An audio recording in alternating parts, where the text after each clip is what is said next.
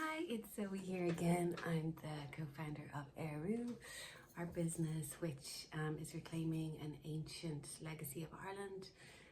My guides are the sovereignty goddesses, the Celtic sovereignty goddesses, including Eru, Brigid, the Morgan, Maeve, and a whole bunch of them really. So I'm working on a book of theirs and just sharing parts of their little bits of wisdom in these videos. So I wanted to talk a bit today about Brigid and her association with the heart, and she was really helping me recently with I had just a really bad chest cough horrible thing, and she was showing me just the different methods to work with the fire, with the fire element, and with the water, which is what she's really associated with for healing. And at one point she was just reminding me, just like creating this fire in all of my heart area and just bringing it up and really just like getting so comfortable with this fire. And often like fire is so fiery and it's so like intense when we use it.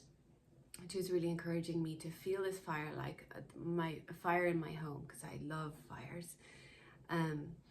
Just how comforting that is, like the fireside, lying at the fireside, feeling that just gentle crackle of a fire. When it's lit, you know, the fire really is the heart of your home. That expression exists, and just to really feel and live with this feeling of the fire lit within my heart. For many things, for many reasons.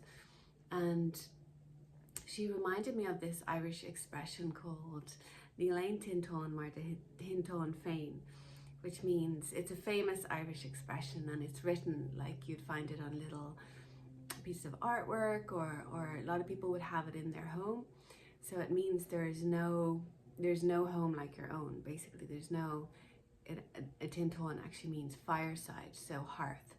So there's no hearth like your own hearth. And she was really sharing, you know, this is really an important teaching of the heart, that there really is no heart like your own heart. You know, that really there is no other comfort, there is no other place to go, there is nowhere else that you will find the nourishment and the comfort outside of your own heart. And often that's where we go looking for things outside of ourselves to give us the comfort that really we're seeking, from that feeling of lying at the hearth of our own heart and being absolutely nourished, sustained, warmed, healed, comforted, loved. You know, often it's because our heart has been so hurt and fractured. You know, really I was thinking like, what trauma, what have we been through? What trauma doesn't hurt the heart? You know, I have spent a lot of time, and it's still a work in progress, opening my heart, you know, because a lot of us are very sensitive, and when we get hurt, our hearts shut down and we build these walls, and we create these numbing shields around our heart. And really she was showing me, you know, what part of your heart doesn't get hurt through trauma. So all these splinters and fractures within your heart, you know, splinter off, and then we can go on these journeys of trying to find them, and often finding them is looking for things outside of ourselves, looking for them in other hearts, you know. And really she's always bringing me back to, as well as all the Celtic sovereignty goddesses are always bringing me back to, the care of our own hearts, you know, the sovereignty of our own hearts. Because really it's from this place, having the sovereignty in place in your own heart, and that's where that saying springs from. There is no heart, there is no hearth like your own. This is the place where fullness comes from, and that can overflow truly into other hearts, you know. So truly being able to love truly depends on the love we're able to feel within our own heart. And in order to do that, we really have to come to terms and reconcile with all the pieces and the fractures of our heart that have been split off. And what has come in place is a numbness or a closure. So, I find this really hard to, to be able to have, as I said, I'm working so much on having an open heart, and to be able to be in traumatic situations or be in a situation that caused trauma before, and to be present in that with an open heart after doing the healing work, rather than just avoiding it altogether, or to be able to see into the darkness with an open heart. How can you suddenly do that when you've worked so hard to restore the healing in your heart and restore all those pieces that have been splintered off or fractured?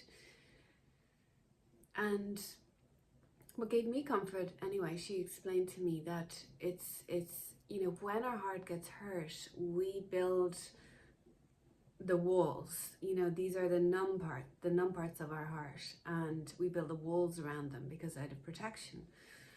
And then we work so hard on trying to break down those walls, and that's what really the fire in your heart, that hearth fire, is really good for. Like, really visualizing that as a practice, by bringing that love and comfort to yourself first, and then just can help dissolve the numbing, the walls. But I kind of wonder that how can you suddenly work so hard to heal all your heart and then have to go into a situation and be like, oh, my heart is totally open now.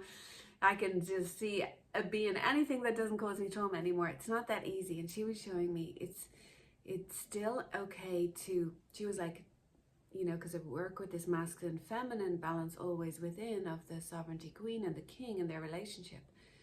And she was like, well, that's when you need to deploy the guards, deploy the king's guards or the queen's guards even. But it's like I felt it as a masculine, protective, inner masculine guardians of my heart, which were okay to have this protection around my heart, but they weren't the walls of closure.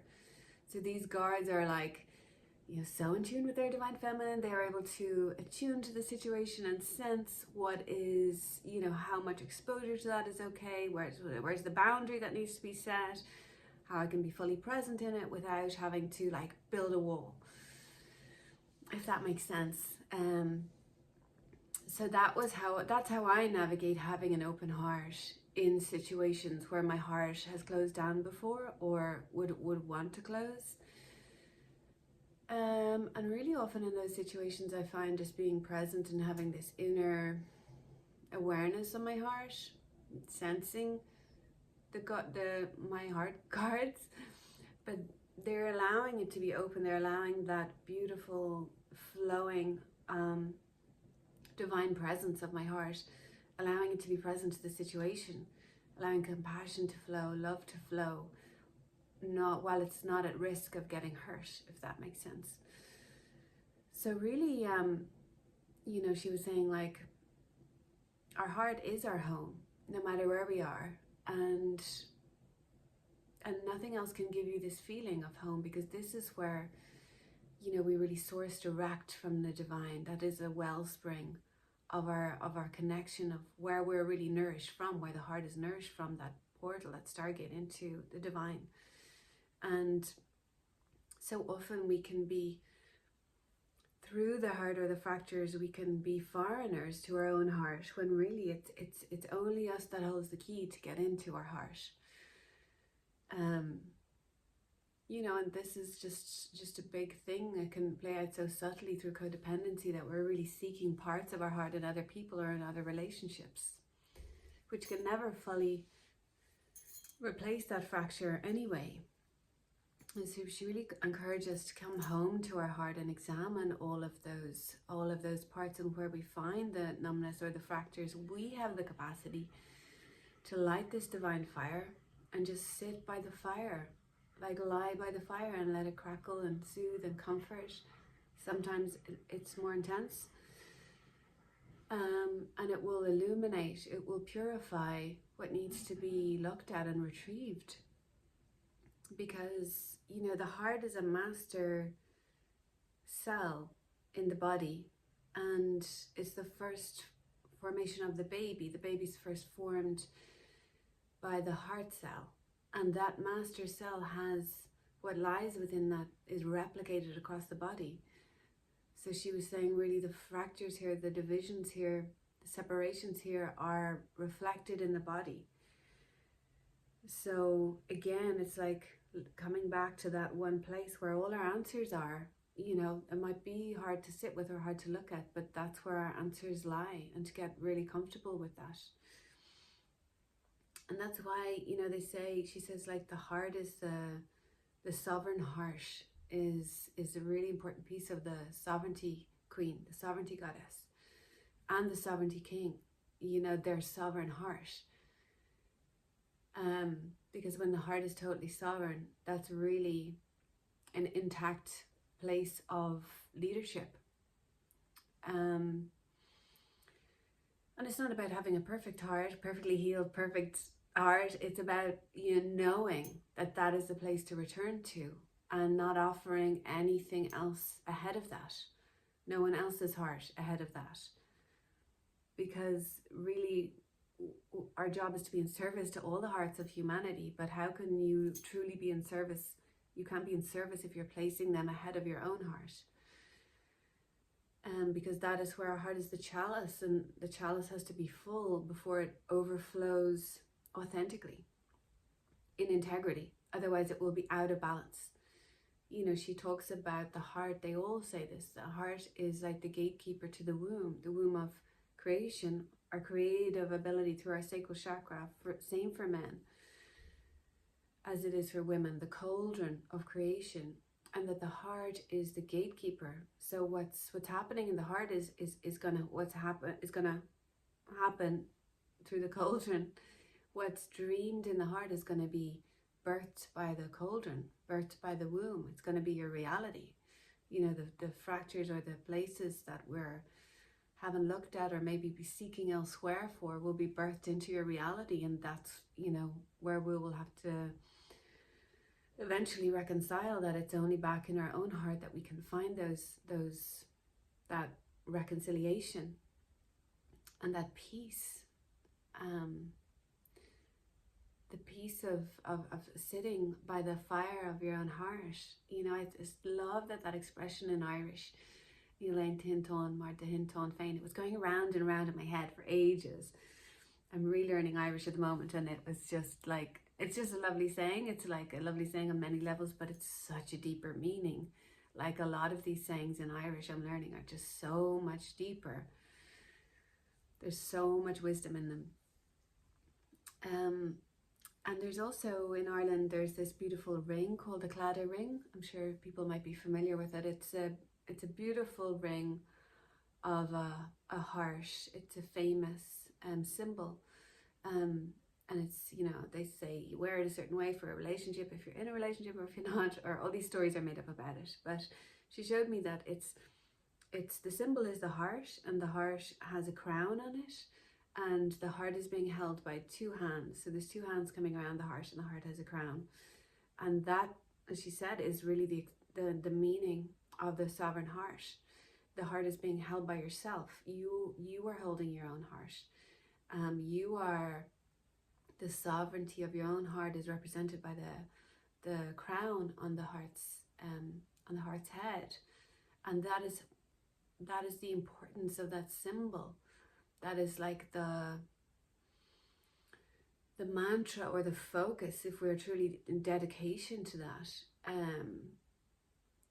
we can live from a place of wholeness. We can create from a place of wholeness, and then we can offer our offering to our mission to humanity through our love for the planet, for the earth, for God, through the sovereignty of our own heart. You know, she was saying that it's interesting, the fire and the water with Brigid. You know, because fire and water, they're both purifiers. You know, they're really powerful forms of purification. Brigid is associated with these. That's why she's so powerful.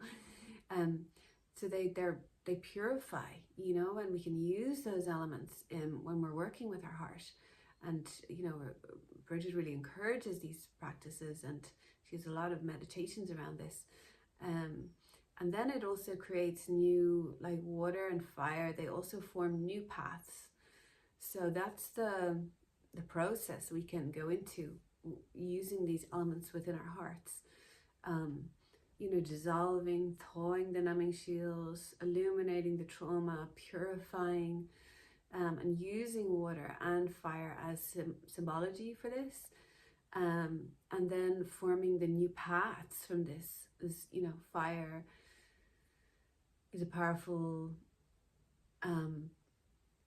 you know, you think about a fire in a volcano forming new paths, the magma like can literally change the structure of the earth's crust.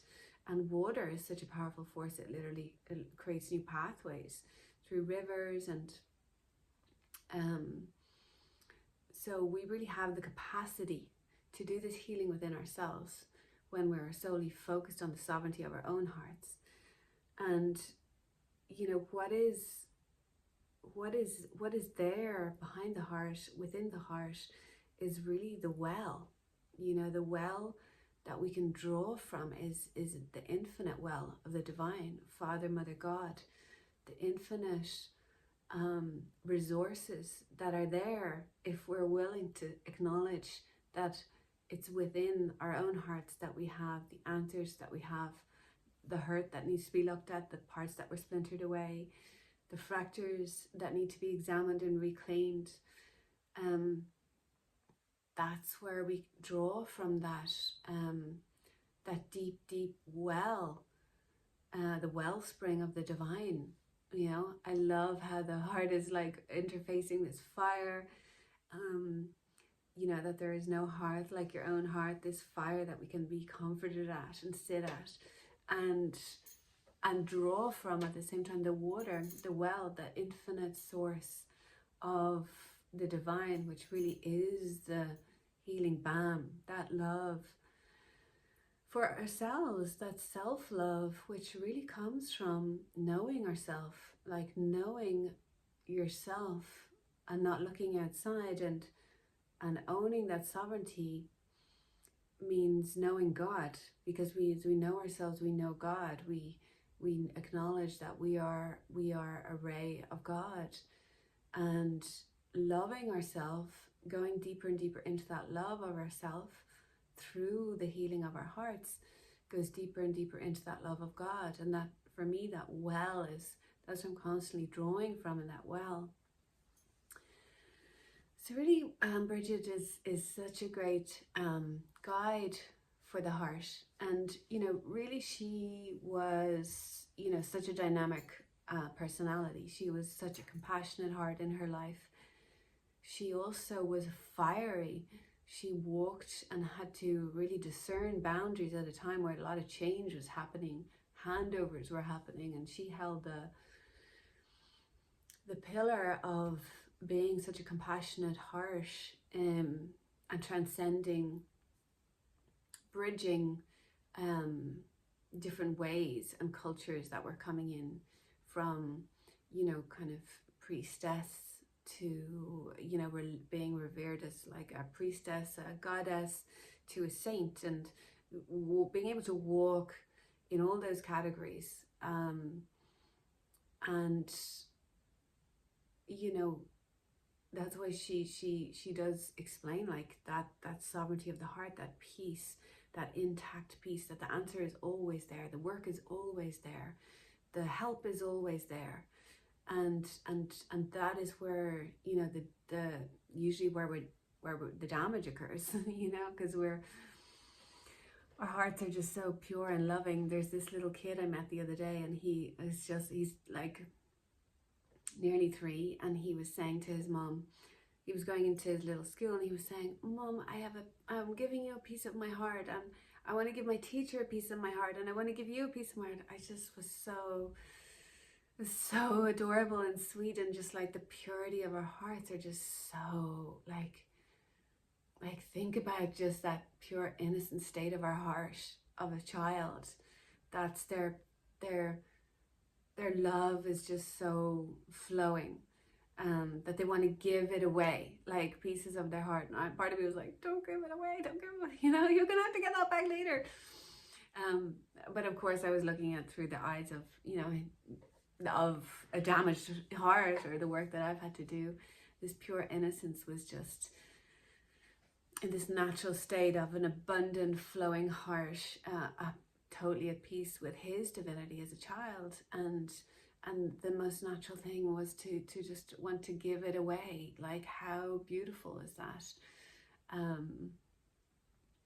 I just thought, I was just so you know, I was just so blown away. That's the natural state of the heart. And then you see the adults and the people in our world that are so like, I know for me, myself, my heart, I didn't even realize how closed my heart was.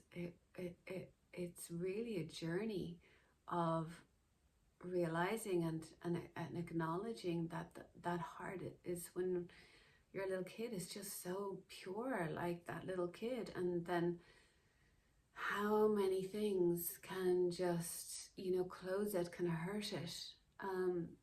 So really just being gentle, and just, so we just even need more love for our hearts. But when we really examine and just continuously be aware that it's the sovereignty of our own hearts, and make sure we're not placing anything in front of that, because really the divine is, we're fueled from inside by the divine. That's, for me, that's the only place we should be looking, outside of ourselves, which isn't really outside of ourselves anyway, it's within. So you know, Brigid had to navigate a lot of, as I said, like different personalities, different kings, religions coming in, her priestesshood, and that's why, you know, she really talks to me a lot about the heart, the development of this, and the sovereignty piece around the heart is the leading light, is the leading guide. Because when you really have that as your focus and your main place, you're able to then reach into situations that are complex, or you know, in a disagreement or a different point of view. You're really able to, when you hold that sovereign heart, you're really able to understand the other's heart, the other person's heart, that is, you know, that could be in a situation of conflict or disagreement, from that wellspring and fullness of your own heart being taken care of. That empathy is so natural. Then it's so compassionate. The compassion is just flowing from you. You don't have to try, you know, when your heart is in the right placement. So I hope that it was interesting. I really am learning more and more about Brigid's association. I feel like all the goddesses are more focused on different parts of the body in a way. And Brigid's work around the heart really reminds me of Mother Mary, and they really were, you know, they worked together. Brigid was a Hathor, I believe, and so was Mother Mary, and there are stories of them, that of Brigid being at Jesus's birth, which I fully believe. They're like sisters. Well, they all are sisters. So I'm going to go now. I hope that was nice, and I look forward to talking more about that, and yeah, releasing some meditations around that. So hope you have a lovely day. See you soon.